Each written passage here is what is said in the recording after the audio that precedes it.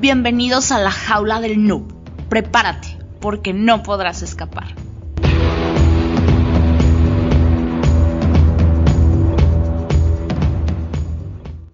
Hola, ¿qué tal? Bienvenidos a la jaula del noob, edición de entrevistas. Y esta vez está con nosotros Carlos Valerdi, que bien, él nos va a explicar su experiencia en el área de ciberseguridad. De igual manera, también ha brindado tecnología a muchas empresas, ayudado a la transformación digital de las mismas.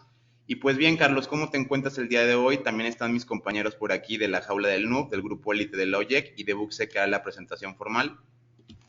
Hola, ¿qué tal? Soy de Buxec y el día de hoy tenemos de invitado especial a Carlos Julián Valerdi, que es experto en ciberseguridad y un profesional de la tecnología informática, telecomunicaciones y transformación digital, con más de 15 años de experiencia en grandes organizaciones y más de 25 años dedicado al mundo de la tecnología informática. Es un verdadero honor tenerte en esta nueva entrevista, Carlos. Bienvenido. Bueno, muchas gracias a ustedes. Para mí también es un honor que me hayan invitado y que me hayan tenido en cuenta para esto. Y bueno, espero poder aportarles mi granito de arena, mi visión del mundo de la ciberseguridad y de la tecnología. Y bueno, nuevamente muchas gracias a todos. Bien, Carlos, pues la primera pregunta obligada es, ¿desde qué edad surge esta inquietud, sobre todo por la informática, o tocaste los ordenadores y posteriormente ya como tal la ciberseguridad? Bueno, qué gran pregunta. Nos da para hablar mucho eso, ¿no? Pero bueno, vamos a tratar de resumirlo.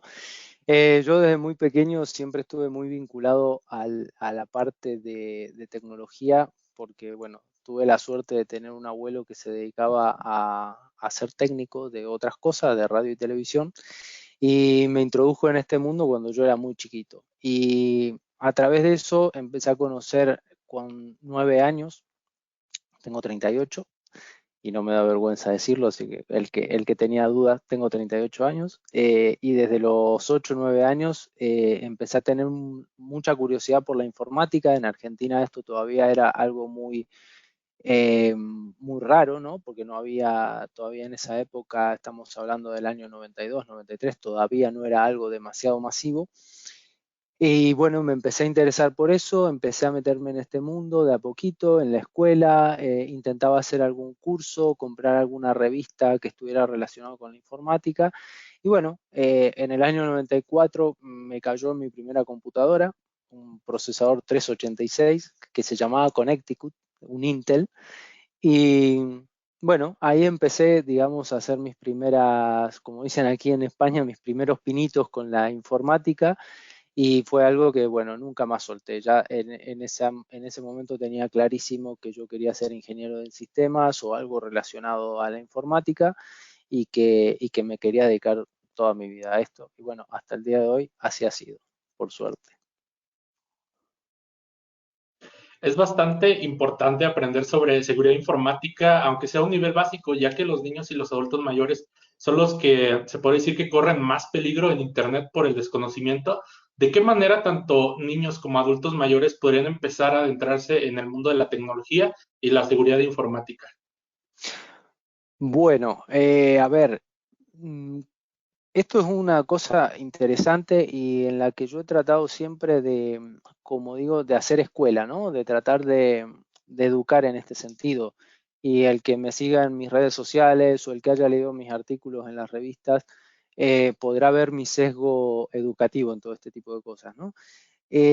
Yo creo que lo primero que tenemos que entender todos, sobre todo nuestra generación, que somos la parte más productiva en los países, es que nosotros estamos en el medio entre una generación nativa digital que ha nacido ya con un dispositivo en su mano, prácticamente, que podemos decir que desde que sale del vientre de la madre alguien está con un móvil filmando ese momento, y una generación que es la generación de nuestros padres, que es una generación que empezó casi diría antes de la televisión. Y antes de la televisión estoy hablando ni siquiera televisión color. Entonces, nosotros somos como ese nexo, ¿no? En el que tenemos que mediar y tenemos que tratar de equilibrar esa balanza. Yo siempre digo lo mismo, tenemos una tendencia a resistirnos a todo. El ser humano por naturaleza se resiste a los avances y es normal que eso ocurra porque nos sacan de nuestra zona de confort, de nuestra zona conocida, y eso genera resistencia en cualquier persona, ¿no? Entonces, lo que tenemos que tratar de hacer desde nuestro lugar es educar, es informar y que la gente sepa, tanto los adultos mayores que no son nativos digitales, que no nacieron con este tipo de tecnología, vamos a ser concretos, estamos hablando de tecnología informática, de un teléfono móvil, de internet, ellos no nacieron con eso, nacieron con otro tipo de tecnología, y los niños que hoy están todo el día con un móvil o con una tablet o conectados a internet, a las redes sociales y demás, tenemos que tratar de hacerles ver a los adultos mayores la parte buena de la tecnología, cómo los puede ayudar, porque la tecnología siempre va a ayudar, siempre que sea bien utilizada va a ayudar, y a los niños cuáles son los peligros que la hiperconexión les va a generar, los peligros a los que están expuestos. De hecho, en la última nota hablo de esto, ¿no? De la cantidad de datos que generamos y no nos damos cuenta que estamos exponiendo totalmente nuestra vida a Internet o a las redes sociales, y que eso nos deja totalmente vulnerables para cualquier cosa, para que nos hagan un phishing, para que cuando estemos de vacaciones nos puedan entrar a robar a nuestra casa, que eso no sería un ciberataque, pero es un ataque al fin, que nos puedan robar nuestras claves bancarias y robarnos el dinero o nuestras criptomonedas, el que haga criptomonedas, o exponer a los niños a situaciones, por más desagradables, tampoco quiero ser demasiado explícito, pero sabemos a los peligros que se expone una criatura cuando su padre publica en internet a qué jardín va, o con qué compañerito está jugando, en dónde, con qué coche lo hemos llevado, a qué hora y en qué lugar. Lo estamos exponiendo, estamos dejando que cualquier cosa pueda pasar. Entonces, yo creo que tenemos que ser esa generación que equilibre la balanza para decir, la tecnología es buena y nos ayuda, pero también tiene sus peligros y hay que saber tratarlos y hay que saber educar y hay que saber poner límites con todo este tipo de cosas. La verdad que sí, totalmente de acuerdo. Hoy por hoy, el avance que estamos teniendo, como acaba de mencionar, es un mundo hiperconectado con todo lo que se viene. Hay que tener, no cautela, hay que estar bien informado y sobre todo, de alguna manera colaborar, porque en realidad lo que se hace con estos podcasts y, y en general, digamos, la idea es informar, porque lamentablemente en las redes se distorsiona a veces el sentido de lo que es ciberseguridad, lo que es un hacker, etcétera, ¿no? Tengo entendido que tenés conocimiento que me parece la verdad muy interesante y es un tema muy, me apasiona bastante la verdad, lo que es el tema de, que, el tema de lo que es mayorista de valor, Uh-huh. ¿no? Tenés experiencia en eso, ¿no? En el tema medioambiental y demás. ¿Puedes comentarnos un poco sobre eso? Bueno, a ver, como dije al principio, actualmente yo estoy en una compañía que es esto, es un distribuidor de valor, ¿sí? Es casi un intermediario entre el fabricante de productos de ciberseguridad, los fabricantes más conocidos y algunos no tan conocidos, pero tecnologías punteras o líderes, y el cliente final. Nosotros no llegamos al cliente final, nosotros siempre vamos a través de un partner que nos acompaña, pero nosotros lo que intentamos es agregar valor al producto que vendemos. Es decir, no somos un simple compro un firewall al fabricante y se lo doy al partner para que se lo para que se lo venda al cliente. No.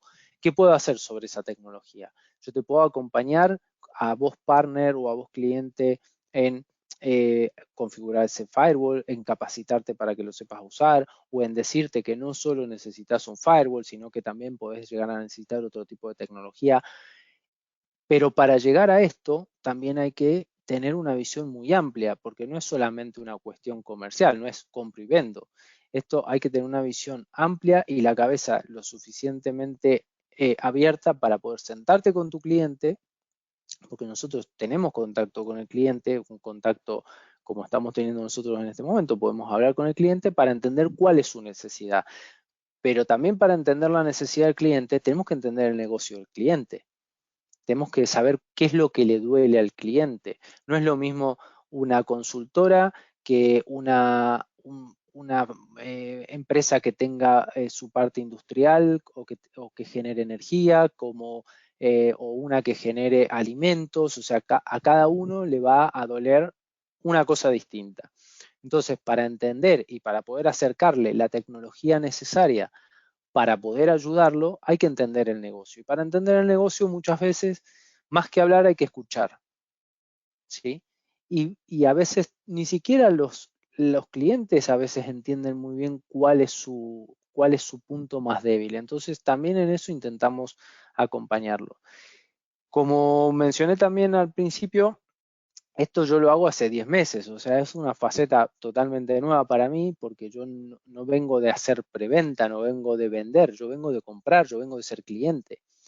Y como cliente y como director de IT y de ciberseguridad por casi más de 12 años, en empresas grandes y en empresas de infraestructura donde nuestro negocio era construir, ¿sí? Construir un gasoducto, construir una planta o gestionar un instituto de energía nuclear de los más importantes del mundo y poder dar soporte a esa gente para que haga investigación en lo nuclear y demás, te da esa visión, ¿no? Decir, bueno, yo que ya sé qué cosas me han dolido a mí, puedo acompañar al cliente. Y en eso también creo que es importante siempre hacer llegar este mensaje, ¿no? Que los directores de IT, los directores de ciberseguridad, tienen que tener muy claro que hoy la ciberseguridad y el mundo de IT tienen que ser total y absolutamente transversales a cualquier negocio. Tienen que acompañar a cualquier negocio, pero no acompañar desde el lado que el negocio vaya y yo voy detrás por las dudas que algo pase. No, yo voy con el negocio, desde el principio hasta el fin, porque hoy prácticamente cualquier tipo de negocio es vulnerable a ser atacado. Un retail, una empresa que genere energía, una planta, un gasoducto, un puerto, una consultora, una empresa de salud. Entonces, yo tengo que, como director de una empresa así, tengo que tener la capacidad suficiente para primero entender cuál es el negocio de la empresa en la que trabajo. ¿Por dónde pasa el dinero, básicamente? ¿Qué es lo que a nosotros nos da? Y a partir de que yo entiendo eso, buscar mis puntos vulnerables, buscar dónde me podrían atacar y acompañar el negocio siempre. Y más en una era de digitalización brutal como estamos teniendo, donde la pandemia hizo que de golpe un médico tenga que hacer una videoconsulta. Bueno, tengo que asegurar que esa videoconsulta de ese médico que trabaja dentro de mi compañía sea segura. Y eso no se filtre y termine el video del pobre paciente dando vuelta por las redes sociales contando su problema, ¿no? O sea, tenemos que llegar a todos los puntos calientes que tenemos en la compañía. Y eso nos lo da el sentarnos y como dijo un colega, como hablábamos con un colega un día, para llegar a ese nivel hace falta tomar mucho café. Yo no tomo tanto café, tomo mate como buen argentino, pero hay que tomar mucho mate y hablar con las personas que están en el core de nuestro negocio, con los operadores de la planta, con los médicos, con los enfermeros, con el consultor, con todo y decir, a ver, ¿qué es lo que a vos te hace vulnerable? ¿Qué es lo que vos no puedes perder? ¿Qué información para vos es crítica y tiene valor? Y a ver yo cómo te puedo ayudar a que eso esté protegido y no sea vulnerable de ser atacado y la empresa al final tenga que terminar o pagando un rescate o tirando de backups, en el mejor de los casos, que sabemos que no siempre pasa, y en todos los medios de comunicación del mundo de atacaron a tal, ¿sí? Entonces, pero bueno, eso requiere de aprender, desaprender, volver a aprender, y como dije, mucho mate o mucho café o lo que Como un compliance, les ¿no? guste. Básicamente, prácticamente es como el compliance, básicamente como Exacto. un acompañamiento y demás. Oye, pero qué interesante, la verdad que interesante, perdón por interrumpirte, es que No, ahora por que me favor. decís, es que normalmente el cliente no sabe qué quiere. ¿Te das cuenta? Siempre ellos dicen, quiero seguridad, pero no saben, y esto me parece muy interesante, que no solamente vendemos el producto o somos proveedores de marcas, supongo que trabajan con varias marcas, así, Sí, sí. pero me parece muy interesante ese concepto y demás, y la verdad que está súper genial eso, y sobre todo, yo sé que no puedes nombrar compañías ni marcas, pero lo que me interesa sí es ese tipo de procedimientos y demás que están, de lo que estás comentando, no puedes dar más detalle adelante. Ahorita viene mi compañero, pero sí, la verdad que está súper interesante esto y tengo algo ahí que lo tengo acá, pero más ahorita lo vamos a ir conversando. Bueno, tranquilo, sin problema.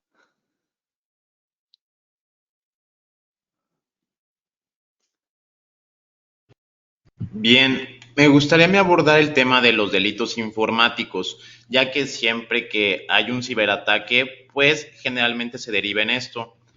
Analizando un poquito cómo están dando las cosas en Argentina, veo que tienen una normativa mucho más amplia que de hecho te especifica como tal que hay una unidad fiscal especializada en ciberdelincuencia llamada UFESI, tienen ciertos números, también una como relación judicial que tienen los mismos, pero lejos de esto y ver que hay distintas leyes como la ley 11.179 y la ley 26.2 388, que eso es como una modificación del Código Penal. Supongo que básicamente, al igual que aquí en México, conforme se fue expandiendo esto de los delitos informáticos, pues ahí hay que irle tocando o modificando ahora sí que a la ley porque no contemplaba este tipo de situaciones, pero sí mucho más amplio que quizá en otras partes de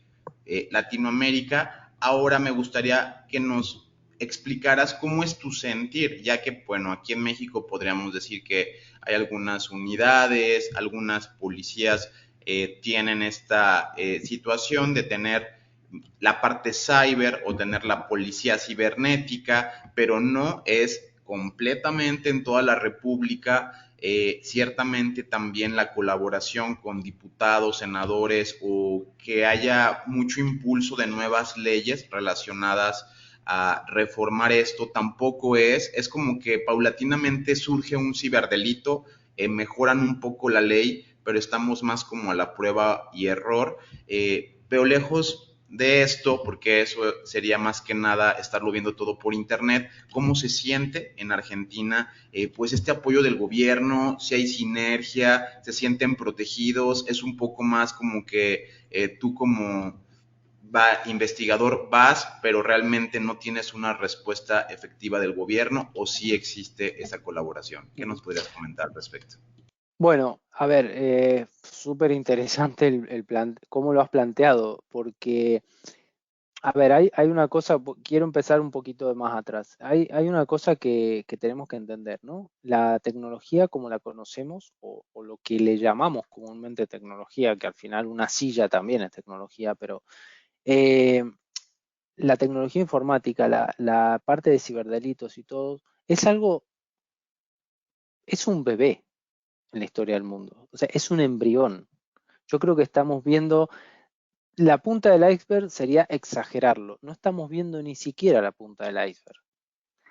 Estamos hablando de que los ciberdelitos como tal, hablemos de ciberdelitos importantes, ¿no? Con peso y que han resonado en el mundo 30 años, menos, ¿sí? Quizá el primero muy, muy, muy resonante fue WannaCry, Stuxnet, y anterior a eso habría que buscar realmente qué fue algo tan resonante como un ciberdelito, algo producido a una tecnología o a vulnerar una tecnología a través de un ataque mal llamado hacker, porque los hackers no son delincuentes, todo lo contrario, un ataque de un ciberdelincuente a una infraestructura. Entonces, como generalmente pasa, aquí en España pasa lo mismo, los gobiernos, y esto pasa en todo, pasa en los delitos de trata, en los delitos de narcotráfico, en los delitos de todo lo nuevo, llamémosle, siempre la ley va a ir detrás del delito, ¿sí? Pero pasa en todo, no pasa solamente en la tecnología. Hay una analogía bastante interesante que yo creo que, más allá de lo trágico de la situación, ¿no? Pero que creo que nos puede graficar muy bien un poco todo esto, es ¿qué era? Y es un planteo, y a todos los que nos estén escuchando que lo piensen 5 minutos, ¿no? Y a ver qué conclusión sacan, porque sería interesantísimo escuchar otras conclusiones. ¿Qué era de de la seguridad aeronáutica antes del 11S? ¿Cómo era esa seguridad? ¿Es igual a la de hoy? No, desde ya que no lo es. ¿Alguien estaba preparado? ¿Algún gobierno estaba preparado? ¿O algún estado o algún país estaba preparado para una cosa de esa naturaleza? No. Todo lo que surgió después surgió, ¿por qué? Por lo que pasó. Entonces, pasa, como digo, pasan otras cosas, pero bueno, adentrándonos en la ciberseguridad.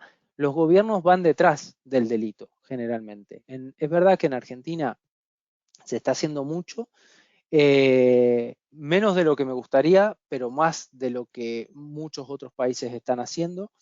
Van muy de la mano, los países de Latinoamérica, la gran mayoría van muy de la mano con lo que pasa en España, ¿sí?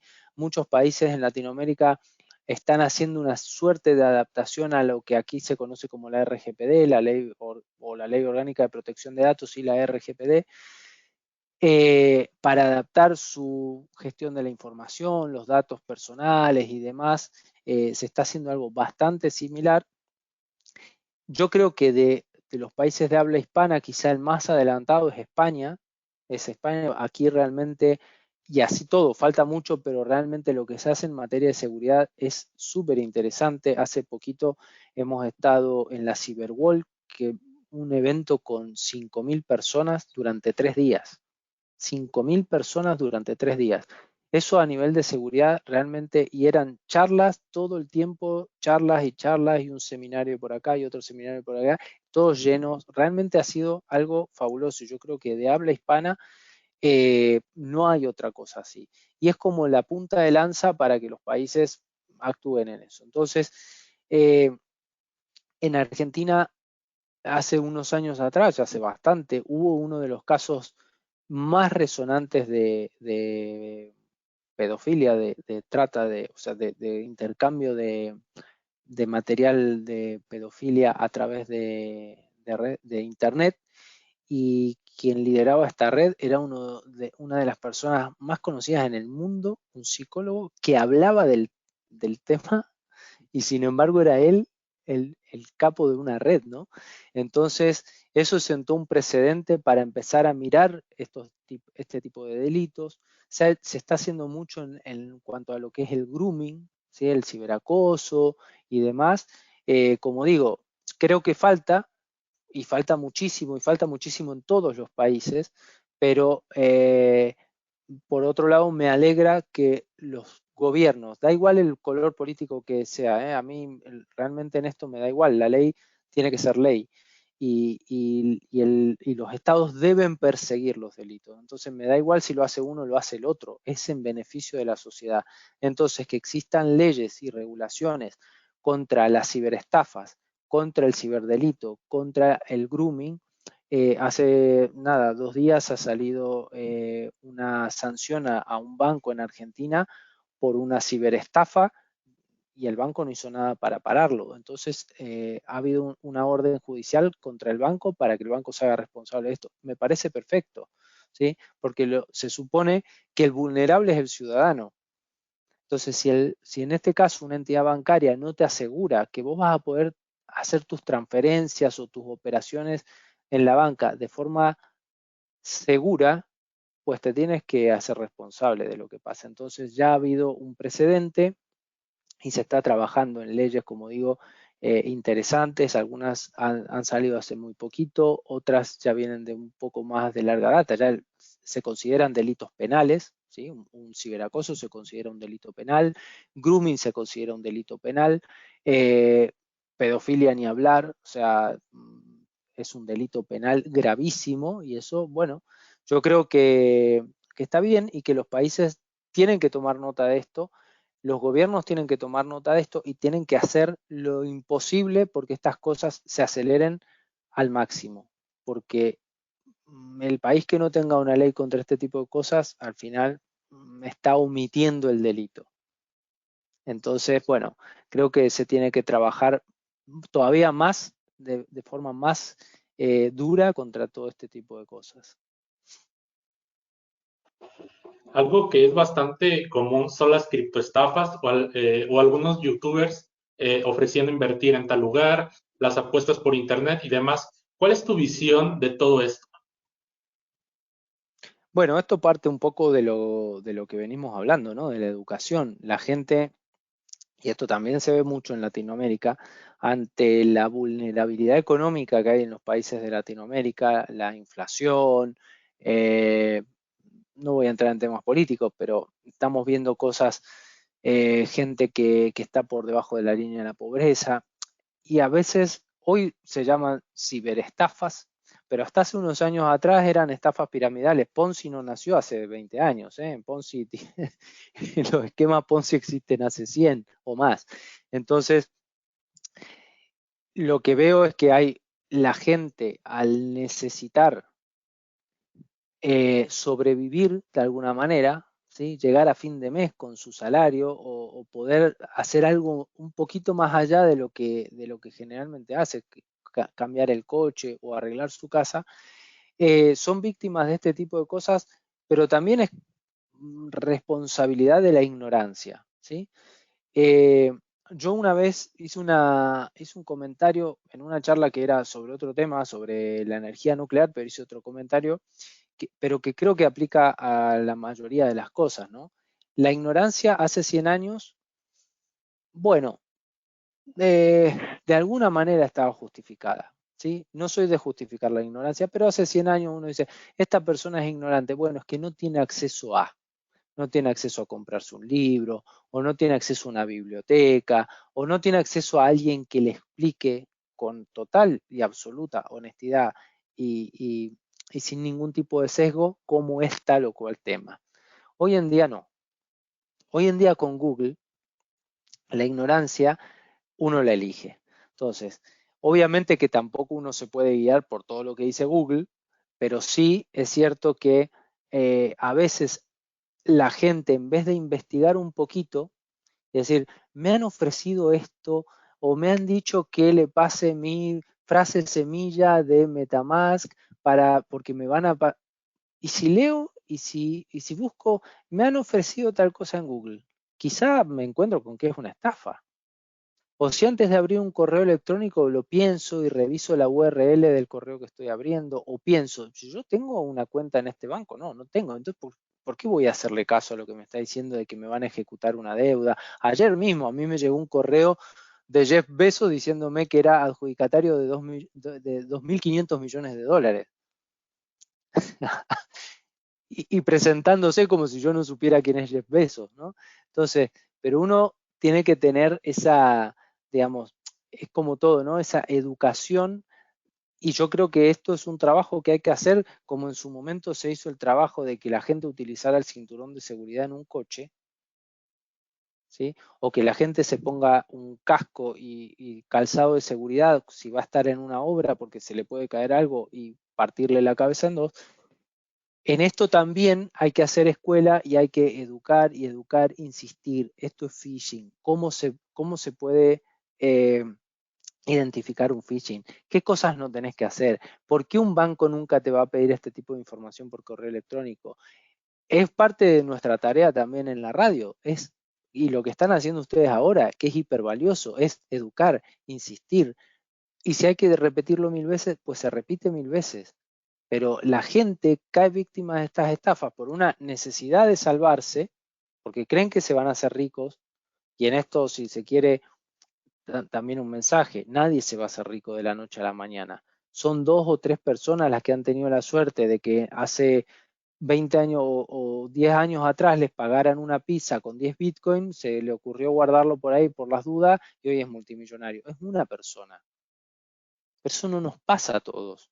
Eso no es real, no es algo que es sencillo de que ocurra. Entonces, prestar más atención, desconfiar y si uno no sabe, busque o pregunte. Hoy en día preguntar es muy sencillo. Hay foros, está LinkedIn, están las redes sociales, están ustedes, estamos nosotros. Pregunten, no cuesta nada.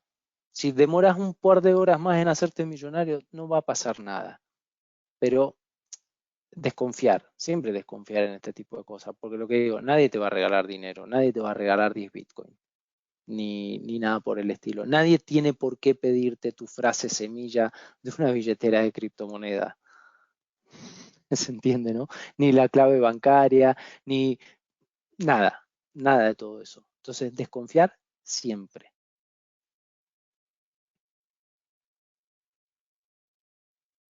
Creo que esa es la base, de confiar siempre, ¿no? Justo ahora que comentaba eso, ya que lo mencionaste, me quedé con un temita del compliance, pero no importa. El tema es que cuando me hablaste estás hablando ya prácticamente de las criptomonedas, bueno, identidad digital, privacidad, blockchain. Ujú. Una ecuación, ¿será que esa ecuación, cómo la ves? Porque prácticamente cuando se habla de criptomonedas, todo el mundo, hay personas todavía que piensan o sea, tener dinero o sea, el dinero descentralizado, de alguna manera, crea cierta desconfianza, ya que estamos hablando de confianza, ¿no? Ujú. ¿Quién lo controla? ¿Quién lo o sea, es algo que a muchas personas las tiene todavía como que dando vuelta. ¿Será, puedo comprar, puedo invertir? ¿Es recomendable? ¿Te das cuenta que hace cuánto? Creo que hace unos 2 meses estaba por los casi 40.000 y estamos en 18, 20. ¿Te das cuenta cómo ha fluctuado eso? ¿No? Ujú. Entonces, yo creo que eso nos dice mucho, ¿no? No quiero tanto entrar en esa materia, pero ya que hablamos de confianza, hablamos de ciberestafa y como la idea es educar y demás, me gustaría escuchar tu opinión personal, no empresarial, personal, sobre qué pensás de las criptomonedas, qué pensás de la seguridad de blockchain, que de ahí también surgen los NFT, el Ethereum, bla, bla, bla. Me gustaría escuchar de manera personal qué pensás de todo eso, blockchain as a service. Bueno, a ver, primero que nada, todas las opiniones que yo te voy a dar son a título personal, ¿sí? Yo soy una persona muy honesta y muy concreta. Lo que pienso, lo digo y no, no tengo un discurso comercial para que suene bonito. Yo lo lamento para el que no le guste, pero realmente todas las opiniones son siempre a título personal. Eh, con respecto a las criptomonedas, a ver, es un mundo y una tecnología apasionante. Yo creo que así como lo dije del resto de la tecnología informática y demás, estamos recién empezando a ver el embrión de lo que puede llegar a ser. Y digo de lo que puede llegar a ser porque no nos olvidemos que en el mundo han surgido muchas cosas que después no fueron. Y muchas cosas que fueron furor y después no fueron, ¿sí? También es cierto que las criptomonedas se enfrentan con algo que es muy poderoso y que es el poder de los bancos y de los estados, ¿no? Entonces, pasa también con otro tipo de cosas. Lo podemos ver con el petróleo. ¿Mm? O sea, los coches eléctricos son una maravilla, pero realmente van a poder contra ese lobby de las petroleras para que las petroleras desaparezcan. O sea, tenemos que pensarlo. Yo lo planteo. Después, ¿qué pienso yo? Pues pienso que tenemos que ir hacia un mundo más sustentable sin ningún tipo de duda, porque nos estamos encargando de destruir lo único que tenemos seguro, que es el mundo, ¿sí? Lo estamos destruyendo y estamos haciendo que esto cada vez vaya a peor con el cambio climático, con la pandemia. Por bien o por mal, se han hecho las cosas horriblemente mal en el mundo. Entonces, tenemos que tomar conciencia sobre esas cosas. Bien, las criptomonedas no son algo que quede alejado de esto. Al final de cuentas, tenemos monedas descentralizadas, tenemos monedas que están ancladas al dólar, tenemos criptomonedas de todo tipo. ¿Qué ha hecho bueno la criptomoneda? Y en esto yo creo que es una de las cosas que a la larga se van a ir afianzando más. Yo creo que de lo mejor que han hecho las criptomonedas es insertar a muchísima gente en el mundo a que aprenda sobre finanzas, sobre inversiones y que esté pensando en un futuro. Es decir, quizá empezaron con la criptomoneda y hoy son inversores de crowdfunding o son inversores que compran acciones o compran fondos o compran ETF, porque a través de las criptomonedas, que es algo que llegó prácticamente a todo el mundo, a cualquier persona, no hacía falta que yo fuera un millonario y que tuviera contacto con un agente de bolsa, no, me bajaba una aplicación en el móvil, hacía el registro y ya podía estar comprando criptomonedas.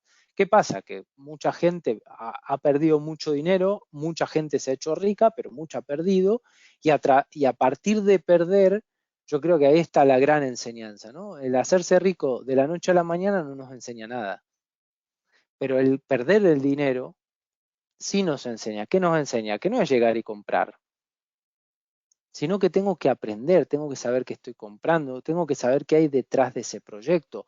Atrás de las monedas fiat, del euro, del dólar, del yen, hay países que la respaldan, hay un proyecto de país. ¿Por qué la gente confía en el dólar o en el oro? Porque hay proyecto de país. Yo no estoy confiando solo en un papelito verde, estoy confiando en el país que emite ese papelito verde y que respalda ese papelito verde. Entonces, las criptomonedas, al ser tantas, tengo que ver qué hay detrás de ese proyecto, qué tecnología hay, para qué se está creando, cuál es la finalidad de la red que se está creando para llegar a lo que quiero. Entonces, confío en ese proyecto, más allá de lo que me diga un gráfico o de que me hayan dicho que, ojo, que Elon Musk va a comprar Dogecoin. A mí me da igual. Si Dogecoin es una moneda que no sirve, no la compro. Salvo que, bueno, crea que me voy a hacer rico de la noche a la mañana. Entonces sí, pero ahí está lo que hablábamos, ¿no? La falta de educación financiera, educación en ciberseguridad, educación en todo. La educación tiene que ser un pilar fundamental de todos. Entonces yo invierto en criptomonedas, invierto en mercados financieros, invierto en un montón de cosas, pero lo hago educándome. Antes de poner un centavo en algo, lo estudio, lo analizo, pregunto, busco, y cuando estoy seguro, invierto. Y tengo totalmente controlado mi riesgo en lo que voy a invertir, porque sé que puede fallar. Porque a veces el ser humano tiene ese sesgo de creer que lo que está haciendo está bien. Ah, si yo compro acciones de, no sé, de Apple, van a subir porque es Apple y porque lo digo yo. Bueno, sí, puede ser que la historia te consolide lo que vos crees, pero eso no quiere decir que mañana siga siendo igual. Entonces, ¿en qué nos tenemos que preparar? Nos tenemos que preparar en lo que es poco probable que pase. Lo que decía más temprano. Era poco probable que dos aviones se estrellaran contra las Torres Gemelas, lamentablemente, ¿no? Era totalmente improbable y sin embargo pasó. ¿Y quién estaba preparado para eso? Ni las aseguradoras estaban preparadas para eso, ¿sí? Hoy hay seguros que te cubren contra eso. Entonces, hay ciberseguros, o sea, yo una empresa contrato un ciberseguro por si me atacan. Entonces, lo mismo, ¿no? Educación, yo creo que las criptomonedas son un buen instrumento, el hecho de que estén descentralizadas son un buen instrumento. ¿Quién las controla? Y las controlan los que compran y los que venden y los que apuestan por eso, en definitiva. Uno está confiando en que Bitcoin va a subir porque hay mucha gente que lo va a querer. Bueno, supongamos que es así, pero estudiémoslo, porque yo te puedo estar dando mi opinión, pero la tuya puede ser totalmente distinta. Entonces quizá a ti no te conviene, o tu horizonte o tu idea sea otra. Entonces quizá a mí me conviene comprar Bitcoin y a ti no. Una persona de 80 años hoy podría invertir en una empresa que pague dividendos, por ejemplo, anuales. Quizá no le conviene. Claro que no, es que como, por ejemplo, un niño que vaya a la tienda y se compra una fruta y la transacción, el Bitcoin, ¿cuánto demora en hacer una transacción? No, una señora de 90 años a comprar fruta no va a poder pagar con Bitcoin, no va a saber usarlo de repente. O sea, es un poquito medio, ¿no? Pero sí, como una alternativa, de la manera que me lo plantea, oportunidad. Yo lo veo oportunidad. Correcto. Como digo, yo también invierto un poco. De hecho, que muchas personas piensan que el Forex es un engaño. Hay que saber jugar. El que sabe de scalping, vos debes saber muy bien lo que es un scalping. Entrar, salir y ya, digamos, no ser tan ambicioso porque a veces es como que te agarran, ¿no? Porque todo depende de relaciones políticas, sociales, económicas y ahora, hoy por hoy, eso, la verdad que está demandando tanto, lo hace fluctuar demasiado, ¿no? En el tema que hablamos de inversiones. Pero No, sí, y es aparte te sumo una cosa, Pul, la psicología. La correcto. Ah, no, psicología de totalmente, uno cree que totalmente. le va a ganar al mercado. Uno es un- Sí, una célula en un mar. O sea, uno no va a poder ir contra un banco que en un momento está transaccionando 10 mil millones de euro dólar. exacto. Una transacción de 10 mil millones, porque el Forex no es un engaño. El Forex es intercambio de monedas entre países. O sea, yo hago una transacción desde España a México y el Forex está involucrado en esa transacción. Entonces, cuando un banco está moviendo 10 mil millones de euros contra dólar y yo quiero ir y meter una operación de scalping para ganarme 10 pips, Exacto, yo, 10 pips. o sea, va a ser lo que el banco decida hacer en el mercado. Y yo puedo decir, no, pero es que está la media móvil, está no sé qué, el Fibonacci, pero si el banco va y mete una operación en mi contra, a mí me revienta. Y cuando Entonces, las eso hay que velitas entenderlo. le tiran esa caída y vos decís, ahí es el Claro, impulso. Va a rebotar, y ahí, y le tiras exacto, a 500 el PIB. exacto. Pero por eso Es una digo, es la vez que psicología, es lo que uno supone que va a pasar. claro, Supone que va a pasar, pero no siempre pasa. Entonces, ahí es donde uno tiene que medir el riesgo y tiene que tener la cabeza muy fría, ¿eh? Y lo digo porque no solo invierto, sí, estamos creando una academia para enseñar mercado financiero. Entonces, una de las cosas más importantes que enseñamos es, ok, si vos crees que la operación va a ser lo que vos crees que va a ser, hacela, pero medí el riesgo. ¿Qué pasa si sale en tu contra? exacto. Entonces, si sale en tu contra, pues para eso está el stop loss. Para eso se Exacto. creó el stop loss. Y Punto. El siempre take invertir, profit, si no querés, no lo ponga. Da igual. No, déjalo correr. Pero el stop loss usalo, porque es medir cuánto estás dispuesto a perder si lo que vos creías que iba a salir de una manera sale de la contraria. Ya está. Pero eso aplica para todos los órdenes de la vida, ¿eh? No solo para exacto, el Forex, para todo. para todo. Educación, lo que acaba de decir, hay que educarse. Yo antes de hacer algo, me educo. Quiero comprarme un Correcto, equipo de seguridad, me educo o busco a alguien que me eduque o me capacite. Totalmente de acuerdo. correcto, correcto. Bien, ahora quiero pasar un poco al tema del ransomware y lo que vienen siendo los leaks. Eh, Estuve revisando que una empresa llamada Telecom de Argentina, que Ujú. pues parece ser un ISP bastante grande, le pidieron aproximadamente 7.5 millones de dólares para un rescate. ¿Qué es un ISP? Son esos que te proveen el servicio. Ahora Ujú. buscando la página, entras a telecom.com.ar y pues la página dice, nosotros te protegemos, tu empresa crece, te damos ciberseguridad, o sea, es como un contraste a veces que parece que estamos jugando o remando en contra o remando en círculos. No solo quiero hacer este contraste, por ahí algo más delicado es lo que a veces se evidencia con hackeos a celebridades.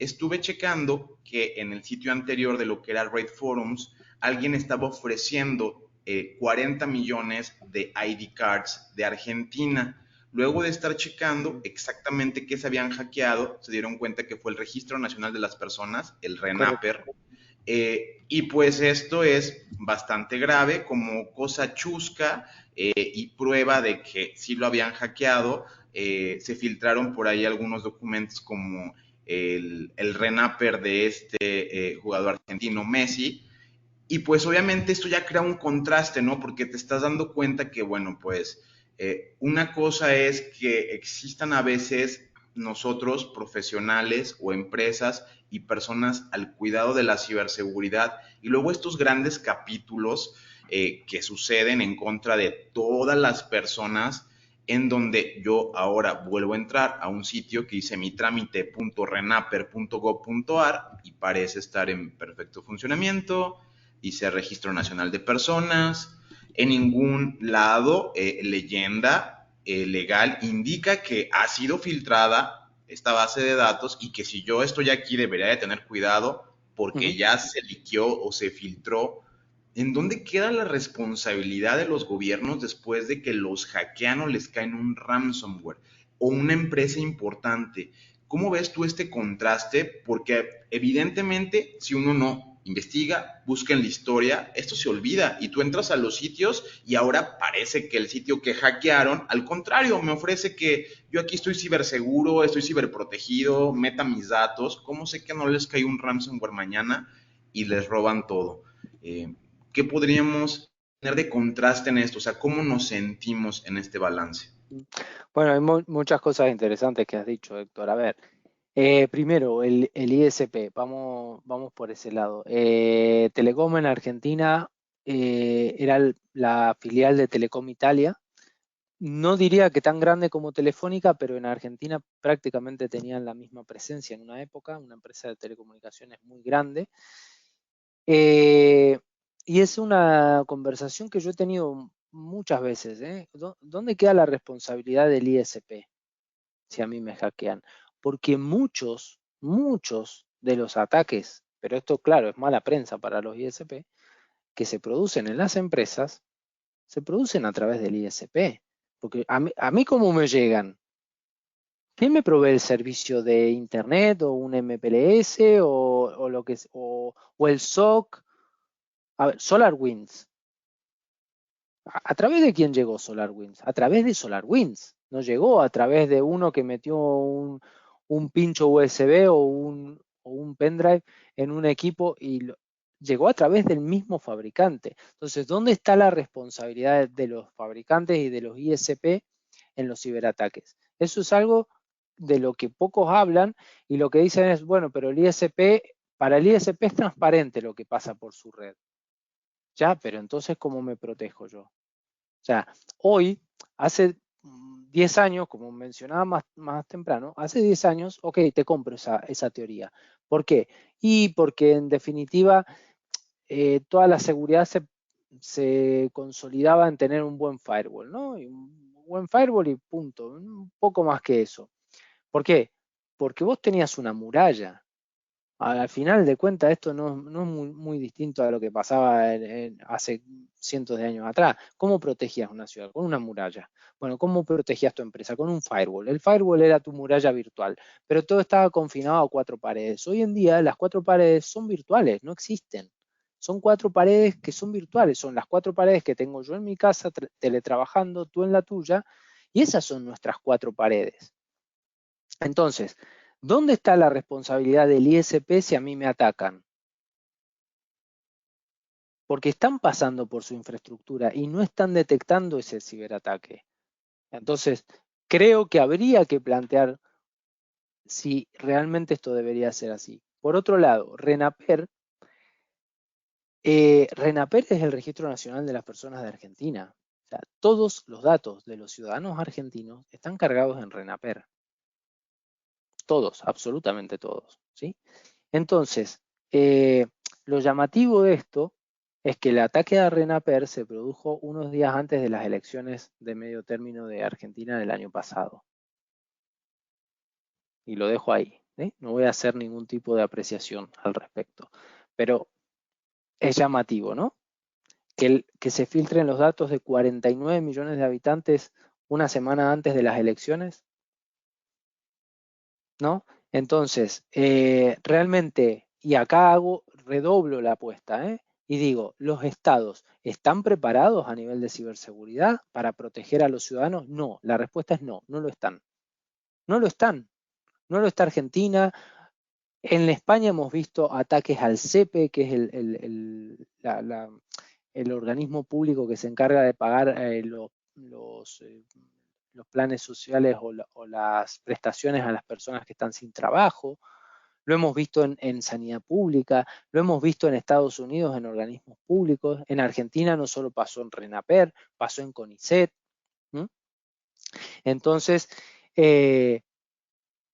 ¿están preparados los estados? No. Los estados son elefantes que son difíciles de mover y también es entendible. No es sencillo para un estado, para un país, Vamos a dar el ejemplo, México. No es sencillo para el gobierno de México decir de un día para el otro, bueno, vamos a modernizar el Estado y no nos vamos a conformar con que las organizaciones o los organismos públicos tengan un firewall nada más. No, vamos a implementar firewall, vamos a implementar un EDR, pero además vamos a implementar un XDR y un NDR. O sea, vamos a redoblar todas las apuestas posibles. Pero además, todos los empleados de la administración pública van a tener mínimamente un doble factor de autenticación con una plataforma que permita una autenticación biométrica para asegurarnos de que ese usuario es quien dice ser y vamos a ir al Zero Trust. No confío en nadie. Pero acá está Carlos Valerdi. No sé si es Carlos Valerdi, que lo demuestre. Bien. ¿Están los estados preparados para eso? No. No, no hay asignaciones presupuestarias en ningún estado para ese tipo de cosas. Y como digo, son elefantes. Implementar eso en un país puede llevar tranquilamente 5 años o más, dependiendo del tipo de país, dependiendo cuál sea la brecha digital entre lo que tiene y lo que debería tener. Porque hay estados que no tienen absolutamente nada. Yo he estado en administraciones públicas donde todavía están con Windows 95 o 98. Entonces, su brecha digital son 30 años. No es fácil actualizar 30 años. Y ya me voy un poquito más adentro del país. Las empresas. Hay empresas, no las voy a nombrar, pero hay empresas que proveen sistemas a prácticamente empresas de energía de todo el mundo, que yo lo he hablado también con ellos, digo, pero ¿por qué siguen siendo tan vulnerables? La informática no apareció ayer. Apareció hace 30 o 40 años como la conocemos hoy. Empezó a ser incipiente desde ese momento. ¿Por qué dejan que los sistemas sigan siendo vulnerables? ¿Y qué te contestan? Y si tuviéramos que actualizar todas las plantas que tenemos en el mundo con ese sistema, no nos daría la vida para hacerlo. Entonces lo dejamos en manos de cada empresa, que cada uno proteja su perímetro. Entonces el problema aquí es que estamos ante una revolución que ha ido más rápido de lo que somos capaces de entender y de lo que somos capaces de acompañar. Y el Estado, sobre todo, los Estados a veces están más preocupados por otras cosas que por la ciberseguridad. Realmente yo no creo que hoy en Argentina, con lo que está pasando, estén muy preocupados por la ciberseguridad. Realmente lo digo y con mucha tristeza, y con muchísimo respeto por Argentina. Pero yo no creo que los políticos en Argentina hoy estén realmente pensando en si el RENAPER esto o el RENAPER. Yo creo que están más preocupados por otras cosas. Y eso juega en contra, porque alarga la brecha digital. Entonces mañana ya se cargaron al RENAPER, ya tienen todos nuestros datos. Mañana las tarjetas de crédito. Pasado mañana el CONICET, que es el centro de investigaciones más grande de la Argentina, con lo cual hay investigaciones de científicos que son confidenciales. Entonces yo no sé si eso no ha quedado vulnerable. ¿Se entiende? Entonces, pero esto, de nuevo, que no pasa solo en Argentina, pasa en Brasil, pasa en México, pasa en Estados Unidos, pasa en Israel, pasa en Ucrania, en Rusia, en España, en Francia, o sea, pasa en todos los países. Lo que pasa es que, bueno, algunos están más preparados que otros, algunos son más líderes que otros, y algunos son creadores de tecnología y otros son compradores de tecnología. Entonces, claro, la brecha es amplísima. Y por otro lado, vuelvo a lo mismo, la educación. Los políticos en los países entienden lo que es ciberseguridad, entienden el riesgo de lo que puede llegar a pasar si hay un ciberataque a una planta de energía o a una base de datos de personas o a un puerto o a un gasoducto. ¿Lo entienden? ¿Les entra en la cabeza o solo están pensando en las próximas elecciones? ¿No? Entonces, educación. Educación y educación y educación y tener gente preparada en el estado que sea, vuelvo a repetir que esto no es Argentina o México o España, es todos, tener gente preparada y que entienda la problemática, porque si es un problema para una empresa, imaginemos lo que es para un país, lo vimos con Colonial Pipeline, ya lo vimos lo que puede pasar. Entonces, tiene que haber gente preparada y organismos preparados con gente que sepa mucho y que se haya dado muchas veces contra la pared para poder estimar el riesgo de no implementar tecnología, conseguir el presupuesto necesario y estar a la altura de las consecuencias. ¿Sí? Las consecuencias las vemos todos los días, no hace falta estar pensando qué podría pasar. No, pensemos lo peor, nos cargan una planta nuclear, ¿cómo actuar? Eso es lo que tiene que pasar y no pasa, realmente pasa y muy poquito y contados con los dedos de una mano, pero en general no pasa. Sacando un poco el tema de la guerra entre Ucrania y Rusia, ahora no nada más participan los ejércitos de estos países, sino también se están enfrentando grupos de cibercrimen. ¿Crees que esto en algún momento se puede llegar a salir de control y quizás se vuelva una guerra cibernética a nivel mundial? Wow, qué, qué importante lo que has dicho. Yo creo que a ver, lo que hablamos, salvando las distancias de lo que hay, ¿no? Lo que es el perímetro de una empresa, la guerra hoy no tiene perímetro, la ciberguerra no tiene perímetro. O sea, pensemos lo siguiente, y a mí me gusta ser muchas veces muy desafiante con las cosas que planteo porque me gusta que la gente piense. Y es más, me encanta que me discutan y que me demuestren que no es como yo lo creo porque eso nos nutre a todos, ¿no? Pero yo digo, eh, hoy vemos una guerra clásica, si se quiere, sí, con armamento, despliegue de tropas, bombardeo, una guerra que pocos de nosotros creíamos que íbamos a volver a ver. Y yo creo que nos ha sorprendido un poco a todos, ¿no? Lo que está pasando entre Rusia y Ucrania y que espero que termine muy pronto, porque la verdad que no es agradable para nadie una guerra de ese tipo. Pero digamos que es algo conocido, ¿sí? No somos ajenos a lo que es que caiga una bomba, que vuelen un edificio. No es, lamentablemente no somos ajenos a eso. Ahora bien, ¿qué pasa cuando esa guerra se sale de lo convencional, deja de ser una persona armada o una persona manejando un tanque o un cazabombardero o un buque y pasa a ser una persona que está en algún lugar del mundo sentado en una computadora ofuscando todas sus conexiones y conectándose a una VPN, vamos a decir, de algún país, por no nombrar a ninguno, y a través de eso, ¿qué hace? Se carga una planta nuclear o un gasoducto, no voy a ser tan, vamos a decir un gasoducto. Se carga un gasoducto, porque lo puede hacer tranquilamente, ¿eh? O sea, no cargárselo de dejar de hacerlo operar, lo puede hacer explotar tranquilamente y sabemos que es así, no estoy diciendo nada secreto. Bien, una persona desde su casa o desde algún lugar del mundo sentadito, tomando su Coca-Cola, comiendo su lo que sea y teclea un par de cosas y se carga un gasoducto. ¿Eso dispara o no dispara una guerra? Ya está la guerra. O sea, la guerra cibernética es transversal a la guerra que estamos viendo, pero es una guerra que empezó mucho antes. Y lo peor de todo, y con esto quiero dejar un mensaje también, es que es una guerra que no va a terminar. Yo creo que es una guerra que vamos a ver siempre. Siempre van a haber países que ataquen a países, personas que ataquen a países, personas que ataquen personas, personas que ataquen empresas y empresas que ataquen personas y demás. ¿Sí?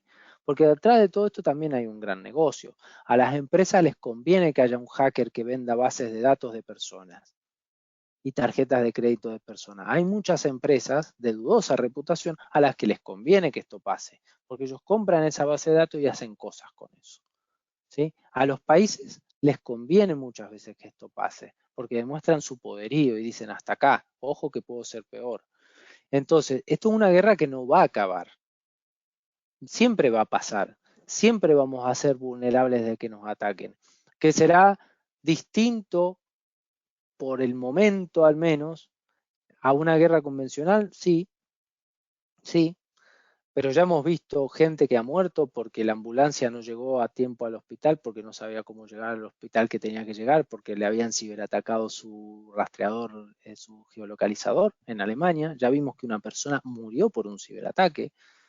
Entonces, todo este tipo de cosas son, o sea, nos tiene que poner en ese planteo de decir, esto no va a pasar. La guerra de Ucrania y Rusia va a pasar. Ojalá que muy pronto y esto se termine por el bien de todos, ¿no? Pero la otra va a seguir.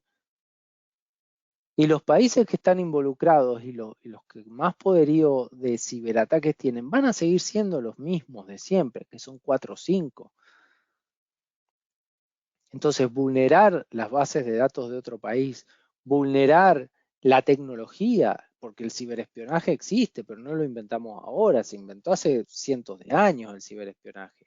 Ah, mirá, que este está fabricando una cosa que va a andar a vapor, así, a ver si vamos nosotros y hacemos el tren antes que él, ¿no? Entonces, eso existe desde siempre. No lo hemos inventado con la tecnología de informática. Bueno, pues hoy lo hemos llevado al terreno informático y es el ciberespionaje. Entro en un laboratorio y trato de robarle la fórmula para la vacuna del COVID, para hacerla yo primero que el otro. Pero esto es de manual. Lo que pasa es que, bueno, lo hemos llevado a un terreno donde parece novedoso, pero no es novedoso. Entonces, yo creo que es algo que nos tiene que ocupar más que preocuparnos. Si nos preocupamos es porque no le hemos dado la suficiente importancia a tiempo. Nos tiene que ocupar, tenemos que actuar para evitar que eso se propague. Evitar que pase, no lo vamos a evitar, como siempre decimos. Hoy, si se quiere, las personas, la empresa, los países se dividen en los que han sido atacados y los que serán atacados. Y cada vez más es los que han sido atacados y los que van a volver a ser atacados. Entonces, ¿nos va a pasar? Sí. La cosa es cuándo. La pregunta es cuándo nos va a pasar. Pues estar preparados para que no nos pase, pero esto de nuevo lo reitero y lo voy a reiterar 1000 veces. A todo nivel, como personas, que no nos vulneren nuestro móvil, nuestro correo electrónico, nuestras fotos que están en la nube, nuestras tarjetas de crédito, como empresas, que no nos puedan robar nuestra tecnología, nuestra información, nuestros contratos, y como países, porque al final los países son ciudadanos. Entonces tenemos que estar preparados para esto y para que el día que llegue, tratar de que el impacto sea el menor posible. La verdad es que es así, ¿no? Siempre hay que esperar lo peor, siempre hay que esperar lo peor y prepararse, ¿no? Esperemos que no pase, pero como acabas de mencionar, son las 3. Si no te atacaron, te van a atacar. Y después te van a volver a atacar y te van a volver a atacar. Es algo de no acabarse, ¿no? Mira, recopilando, me encanta la tranquilidad con la que hablas, súper relajado. Te podría escuchar por horas. Bueno, muchas gracias. No, la verdad que sí, qué facilidad. Ahora entiendo tu perfil. La verdad que me encanta, valoro mucho eso y admiro bastante eso. Cuando yo veo algo, ese talento en las personas, sobre todo esa pasión y esa tranquilidad para poder, por eso hablas mucho de educación, ¿no? Ahora yo te pregunto, mira, has dicho lo siguiente, la tecnología apenas empieza, o sea, es el embrión a la ciencia, la punta del iceberg, sostenibilidad energética y medioambiental, brecha de ciberseguridad, información, identidad digital, el ISP, ¿por qué no me cuida?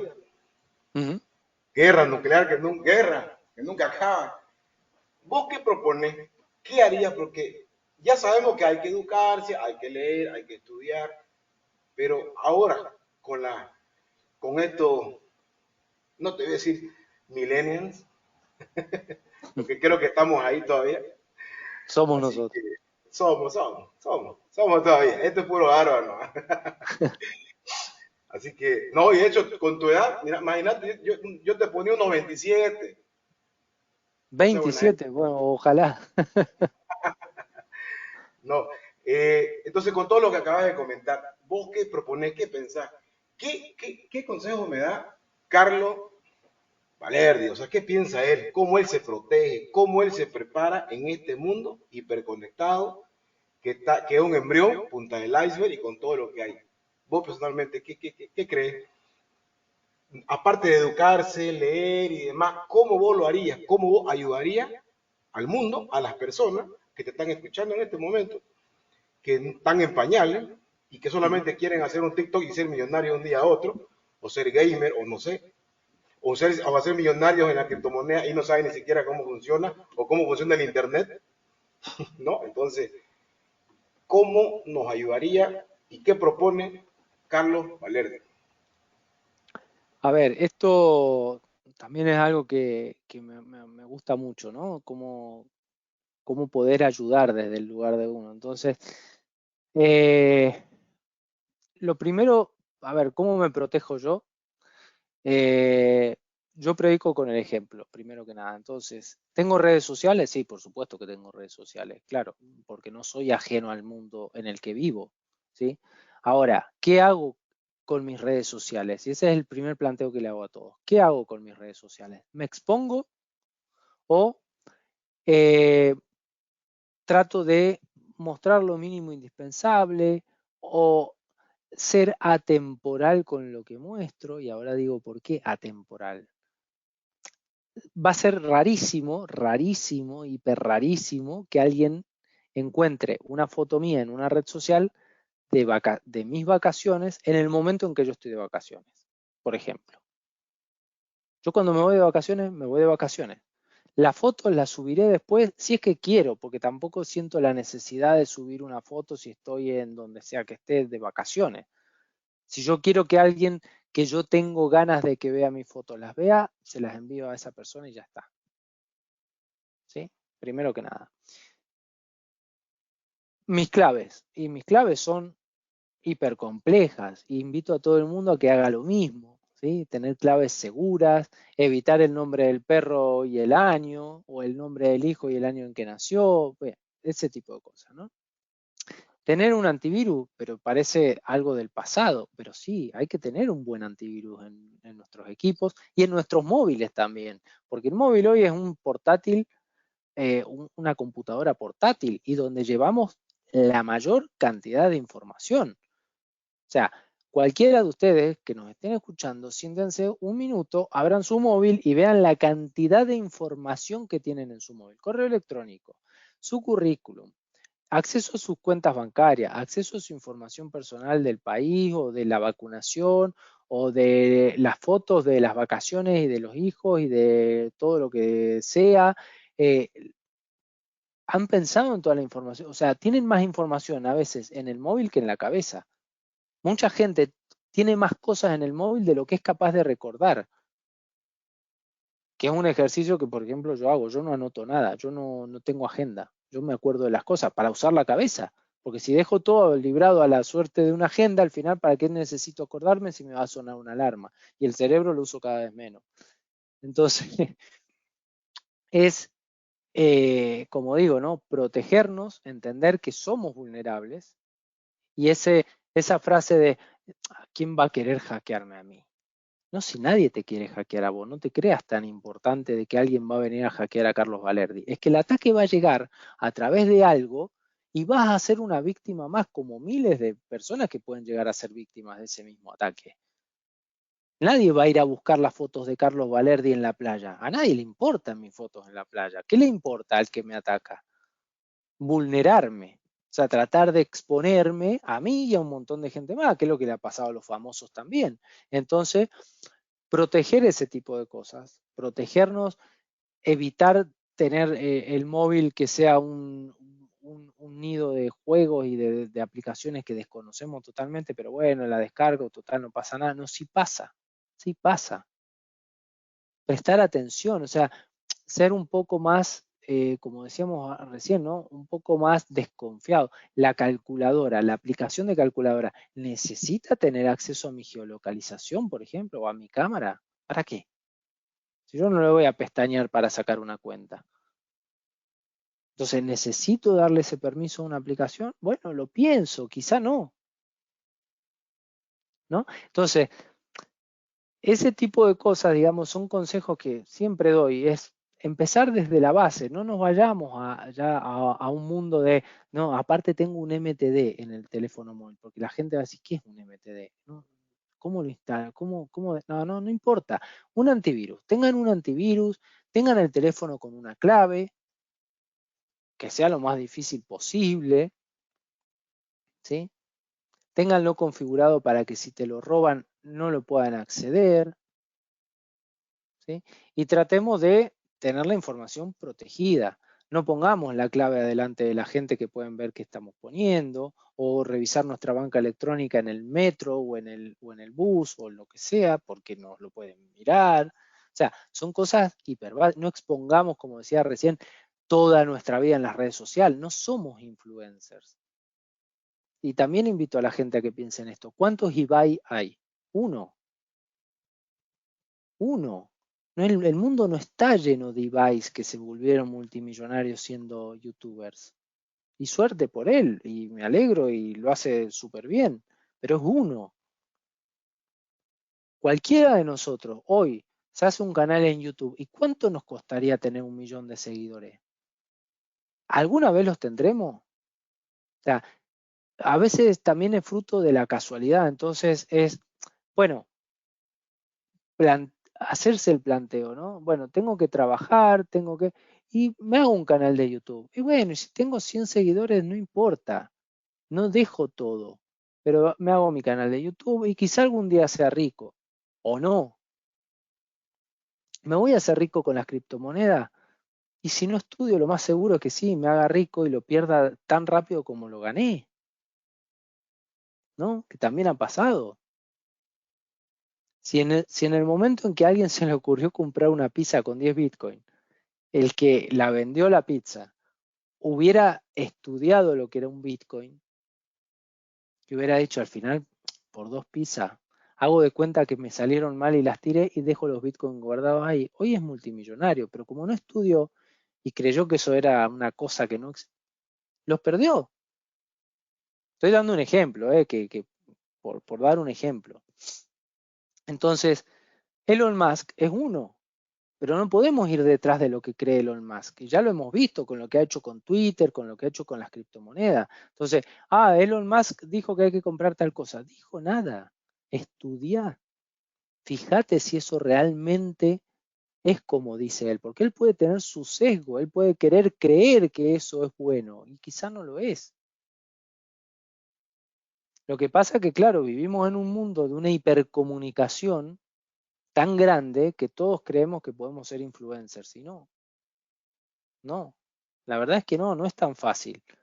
A ustedes les debe costar muchísimo tener audiencia y demás, porque aparte tocamos temas que tampoco son súper divertidos, no bailamos y al ritmo de una canción de TikTok acá. Estamos hablando de temas súper serios y interesantes, ¿no?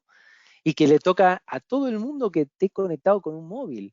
Lo que nosotros estamos hablando le toca a todo aquel que tenga un móvil o una computadora. Pero la gente no se sienta a escuchar porque es aburrido que nos digan que tenemos que hacer. No, ¿para qué lo voy a hacer?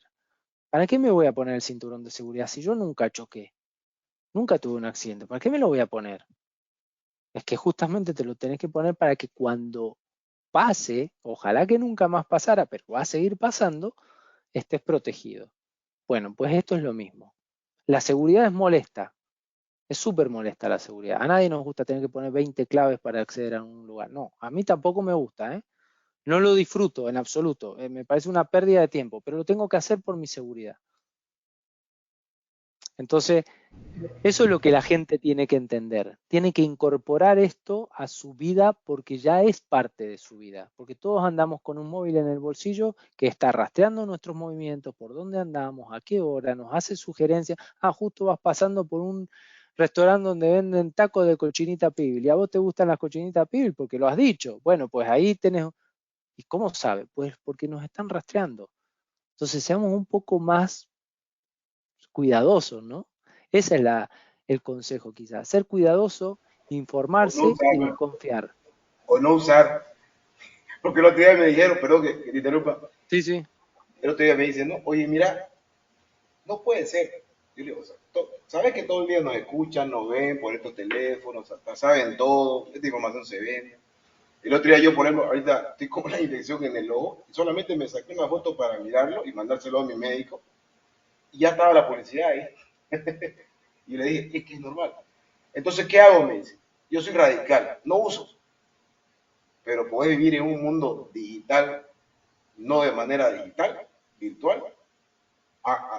Tendría que hacerla como Diógenes, de harapos y en la calle, ¿no? ¿Mm? Es que no se puede.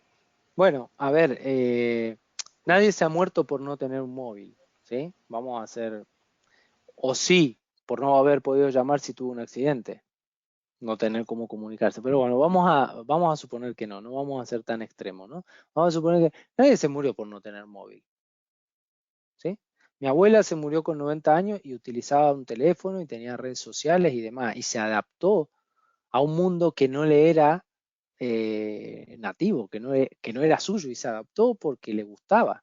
Entonces, la cosa aquí es, ¿podemos vivir desconectados del mundo? Sí, podemos vivir. Las posibilidades que vamos a tener van a ser menos y probablemente sí, no siempre, pero probablemente tengamos menos posibilidades de inserción laboral, de conocer los riesgos, porque el hecho de que yo no tenga móvil no quiere decir que yo no tenga riesgo, ¿eh? No quiere decir eso.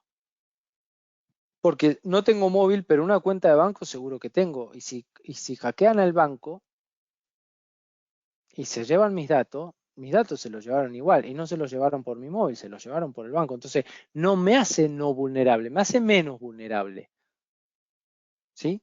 No me podrán robar mi foto, porque yo me saco foto con una camarita de rollo, voy y lo revelo y las tengo guardadas.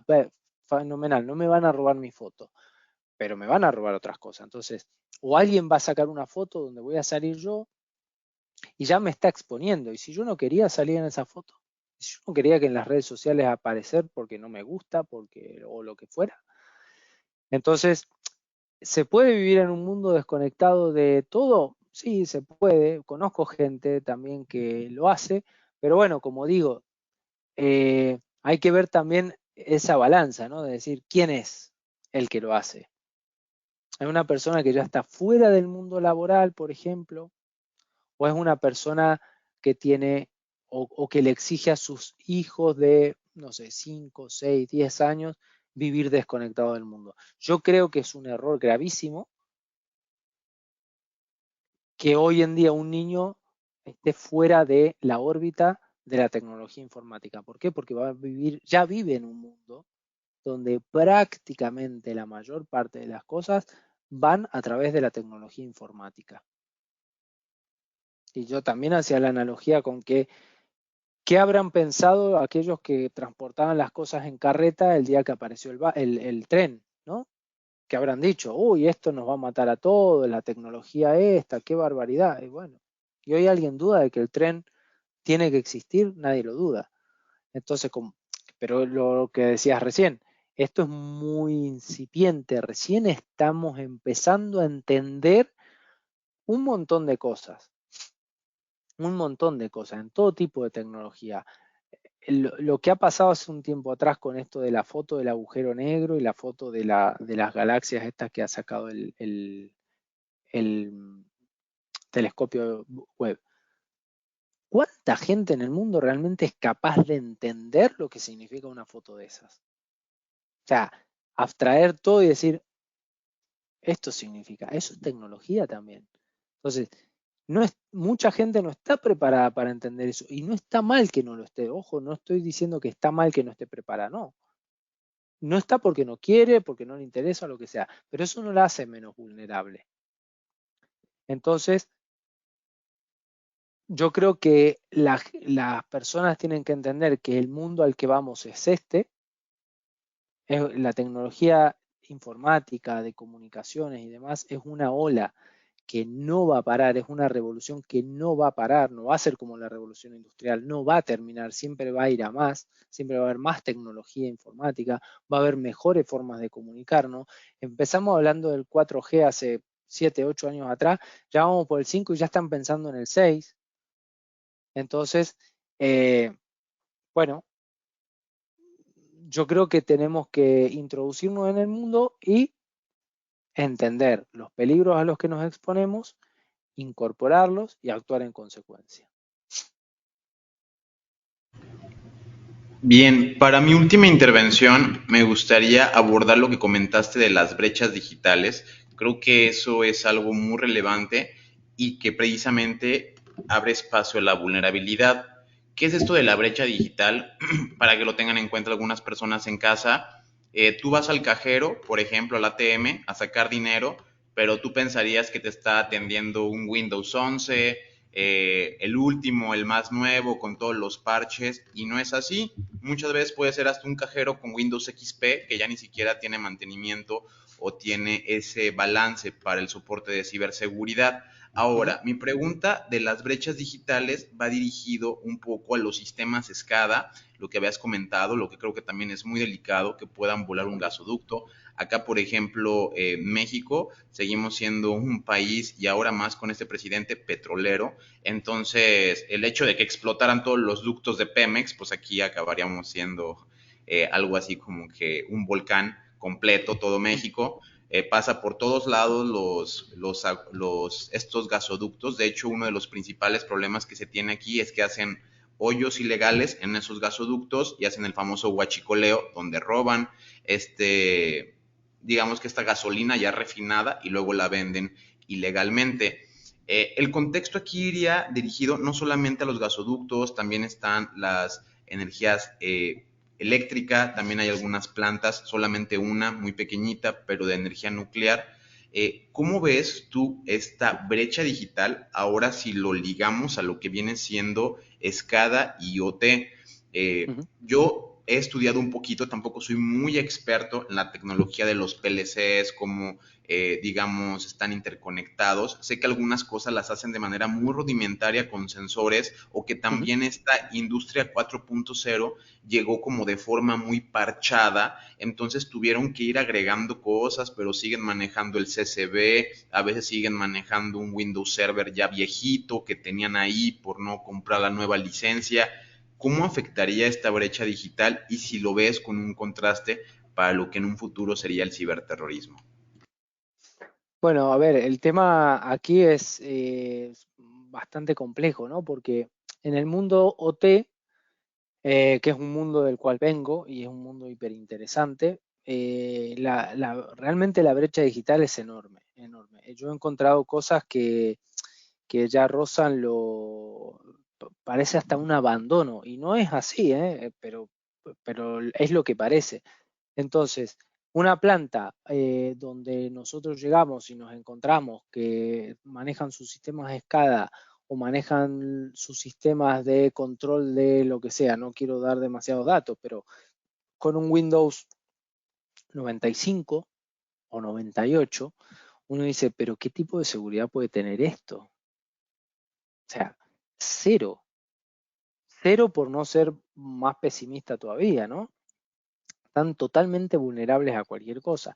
Y después, si vamos un poco más allá, también vemos que hay quienes se conectan a esa planta para recopilar algún dato de los sistemas que tienen estos Windows 95, sacan los datos y envían reportes de tal cosa. ¿Y esa conexión cómo se hace?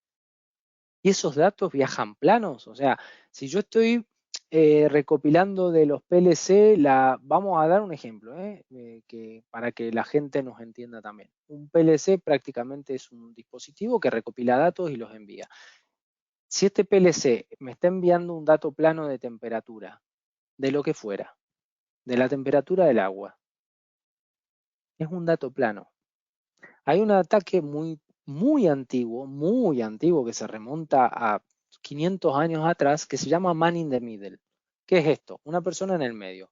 Hay un emisor, hay un receptor y hay alguien en el medio que lo que hace es cambiar el mensaje. Esto, la primera vez que se conoció como tal, fue alguien que quería matar a la reina Isabel, ¿sí?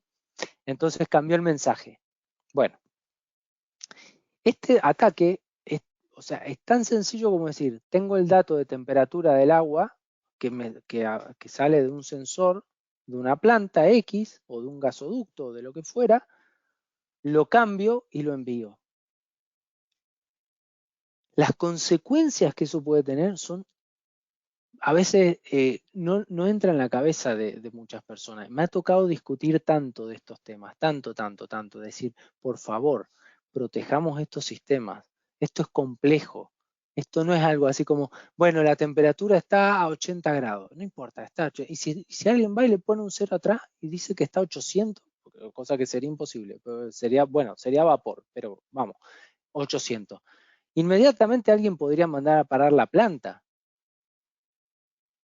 ¿sí? O podrían dispararse sistemas de control que digan que si la temperatura pasa por un umbral de X grados por encima de tal temperatura, que 800 grados no va a ser, porque si está a 80 realmente, 800 ya es un umbral un poco, ¿no? ¿Qué podría pasar? Imaginemos en una nuclear, imaginémoslo en una termoeléctrica, imaginémoslo en un gasoducto, ¿sí? Entonces, la brecha digital, ¿qué es? Es justamente la palabra lo dice, brecha. Lo que hoy es el estado del arte hoy y lo que tengo. Esa es mi brecha. Y los sistemas en los sistemas industriales, la verdad, tienen una brecha enorme, enorme. Realmente no quiero dar marcas porque tampoco me parece ético dar marcas ni fabricantes, pero hemos visto sistemas que yo lo he discutido con él, pero señores, esto hace 30 años podía funcionar y muy bien seguramente, porque ahí está la planta funcionando, pero pasaron 30 años, se hicieron revamping de esta planta, se hicieron cortes por mantenimiento programado de esta planta. Yo no digo que todos los años, pero al menos cada 5 años decir, bueno, ya que la planta tiene que parar porque hay que hacerle mantenimiento a la turbina o hacerle mantenimiento a la caldera o hacerle mantenimiento a las cañerías. Vamos a aprovechar y vamos a actualizar los sistemas. Pero ¿qué pasa? Que si actualizo el sistema o el sistema operativo, el sistema de control no está actualizado. Son los mismos sistemas de control que se usaban hace 30 años atrás. Sistemas que corren solamente en Windows 95 o 2000 o 98 o 2003 con suerte. Entonces, si le pongo un Windows Server 2019, no funciona. Entonces, invierten los fabricantes realmente en decir, vamos a hacer sistemas un poco más seguros, ¿no? O sea, ya no, por eso lo que decía yo al principio, acompañar desde el minuto cero al negocio. ¿Dónde está el sector de I+D de esas empresas? Que dice, un momentito, vamos a hacer una planta, vamos a vender una turbina, vamos a vender un sistema SCADA, vamos a vender un DCS y un BOP, pero la seguridad va a ir embebida en el sistema desde el minuto cero y va a ir embebida versión 2022. Ya no se va a vender el viejo sistemita que se conectaba por un protocolo X25. Los cajeros automáticos, los ATM, son protocolo X25. A ver, de todo lo que nos están escuchando, ¿quién estudió el protocolo X25? Lo que hemos estudiado hace más de 15 años, ¿no? Y lo hemos estudiado como, bueno, miren, vamos a sacar el arcón de los recuerdos, protocolo X25, ¿no? Bueno, hoy los cajeros automáticos utilizan protocolo X25. Hiper vulnerable. Entonces, ¿los bancos no tienen dinero para actualizar esto? ¿O no quieren? ¿O les da igual? Por el riesgo, ¿cuánto tengo que invertir en cambiar todos los cajeros automáticos que tengo distribuidos en todas las sucursales del mundo? Porque yo soy el hiperbanco y estoy en todo el mundo. ¿Cuánto me gasto? Bueno, ¿por cuántos incidentes? Prefiero pagar el incidente y actualizar los cajeros automáticos. Porque eso es lo que pasa. Y pasa en los cajeros, y pasa en las plantas, y pasa en los sistemas médicos, y pasa en muchos lados. ¿Por qué? Porque no es tangible. Hasta que no me pasa, el ser humano es así. Hasta que no me pasa, yo creo que a mí no me va a pasar. Y cuando me pasa, me crujen. Bueno, entonces, esa brecha hay que acortarla lo máximo posible. Por eso yo insistía mucho, bueno, tuve la posibilidad de hacerlo, gracias a Dios, porque también creo que en esto los directores de ciberseguridad de las empresas y los directores de IT de las empresas, una cualidad fundamental que deben tener es saber transmitir la importancia del área que están manejando. Entonces yo tuve la oportunidad de saber transmitirlo quizá y de tener jefes que a los que les llegó el mensaje. Entonces lo he podido hacer y he tenido que acortar esa brecha digital 15 años. O sea, yo he pasado sistemas 2003 a 2019 peleándome con los fabricantes para que adaptaran sus sistemas de control al servidor Windows que yo iba a poner. No el que ellos me exigieran que era 15 años antiguo. No, el que yo iba a poner. ¿Por qué? Porque yo tenía que proteger mi negocio. Y si no le gusta, pues buscaré otro fabricante. Claro, se dice fácil. No puedo llegar y cambiar la turbina y comprar otra turbina a otro fabricante. No, pero puedo exigir. O hacerlo responsable, lo que hablábamos del ISP. Perfecto, si tú te haces responsable de lo que pase, yo dejo el sistema como está. Pero yo, si pasa algo, te hago responsable a ti de lo que pase. Entonces, son sistemas complejos, son muy difíciles de actualizar. O sea, son proyectos, y aparte pensemos otra cosa también para quienes nos oyen. Son sistemas que no paran. Una planta de producción casi no para. Una fábrica de coches no para, está 7 por 24 produciendo coches. Entonces decir, no, viene el DIT con sus ideas innovadoras y se cree que vamos a parar la planta para que él actualice un Windows o le ponga un parche al sistema. Pero este está loco, que nosotros vamos a dejar de producir 1000 autos para que él ponga un parche en un Windows. Eso es no saber transmitir el mensaje. No, sí, pero no voy a parar la planta de capricho, te voy a explicar el por qué. Porque puede pasar que si te atacan, no solo dejes de producir esos 1000 autos que que es el tiempo proporcional que a mí me llevaría a aplicar el parche, sino que se te puede encargar la planta y la puedes tener parada quizás 2 meses. Y si yo te pedí 4 horas para hacer una actualización, imagínate lo que perdés en 4 meses, con suerte. Pero bueno, si tú te haces responsable, yo no te actualizo nada. Ahí lo dejo. Pero yo no voy a ser la cabeza que va a rodar si pasa algo, que quede claro. Entonces, esto es que volvemos siempre a lo mismo, es educar, insistir, saber transmitir el mensaje y bueno, y cuando se hace, hacerlo y hacerlo bien. Y tratar de estar un paso más adelante de lo que es necesario estar, porque sabemos que por próximos 10 años no va a volver a ocurrir, ¿no? En verdad, ha sido un verdadero honor tenerte en esta entrevista. Carlos, muchísimas gracias por tu tiempo y por tus respuestas. Bueno, muchas gracias, Debag, Héctor y Pul. Realmente agradecido yo a ustedes por este tiempo, por permitirme estar con ustedes y llevar de nuevo nuestro granito de arena a todas las personas que nos escuchan y ojalá que nos escuche mucha gente. Y bueno, y los invito a todos a que sigamos haciendo este tipo de cosas porque creo que son súper importantes.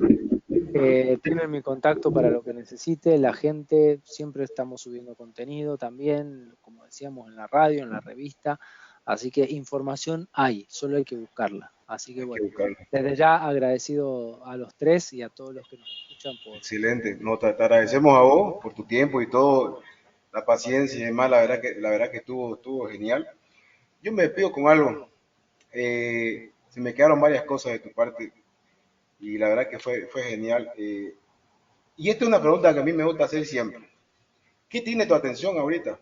Hoy, la tecnología con todo.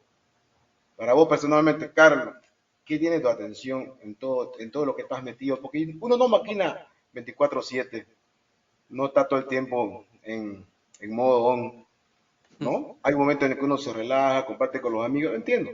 Pero ¿qué tiene tu atención? Porque siempre nosotros que estamos metidos en esto, hay algo que, donde hablamos, quiero hacer ciencia en esto, o esto tiene mi atención y esto me interesa y quiero trabajarlo y a veces tal vez tengo las personas adecuadas para hacerlo o no las tengo, o de repente, porque a veces vos sabés que trabajar en equipo es genial, ¿no? O a veces también hay personas que les gusta trabajar solo. No, pero así súper cortito, súper corto, así como, ¿qué tiene tu atención hoy? Y con eso me despido. Bueno, lo primero que a mí me encanta trabajar en equipo, ¿sí? Eso nutre a las personas. ¿Y qué tiene mi atención hoy? ¿A qué le dedico muchísimo tiempo? Es a esto, a transmitir, a tratar de mejorar cada día mi forma de comunicar las cosas para que lo que he aprendido y las cosas que he sufrido y que he visto y que he tenido que resolver no le pasen a otro, llegar con este mensaje y llegar con el mensaje de la educación, de aprender, de desconfiar y de investigar, porque eso es lo que nos va a permitir tener, en definitiva, un mundo mejor para todos, ¿no? Así que mi atención la tiene eso hoy en día, en poder llegar a la mayor cantidad de gente posible con este mensaje de que la ciberseguridad al final nos tiene que correr por la sangre, a todos. Te agradezco bastante. ¿Qué pensás de nuestro podcast? ¿Qué nos recomendás? Listo. Genial, la verdad es que me parece buenísimo. Desde ya que espero que lo sigan haciendo, que van a tener mi apoyo siempre para lo que necesiten. Ojalá que esto se repita. Ya se los he dicho, pero desde ya les hago extensa la invitación para que nos acompañen ustedes a nosotros en nuestro programa de radio que tenemos aquí en Madrid, donde también hablamos de tecnología y de ciberseguridad. Y la verdad que me ha encantado la forma en la que preguntan, la forma en la que lo encaran, la amplitud y que me den el espacio también para poder explayarme, porque a veces en esto es cierto que ser muy concreto con las preguntas, esto no es un sí o un no. Muchas veces hay que poner en contexto las cosas para que la gente, que no todos son especialistas en ciberseguridad ni en tecnología, yo siempre digo que nos puede estar escuchando Doña Rosa y Doña Rosa tiene que entender por dónde va nuestro mensaje, ¿no? Porque quizá también le llega. Entonces, para Doña Rosa, que nos está escuchando, que siga escuchando este podcast porque se va a poner cada día más interesante, no tengo ningún tipo de duda. Pues muchas gracias, Carlos. En verdad es un honor haberte tenido aquí. Sin duda, pues un especialista. De igual manera, nos gustaría luego invitarte para una serie de debates que vamos a tener. Así que gracias a todos. Esto fue La Jaula del Noob. Gracias. Gracias por habernos acompañado. No te pierdas el próximo episodio. Recuerda darle like, suscribirte y compartir. Esto fue La Jaula del Noob. Sale mucho fake, que solo es un lamer y quiere joder, y no va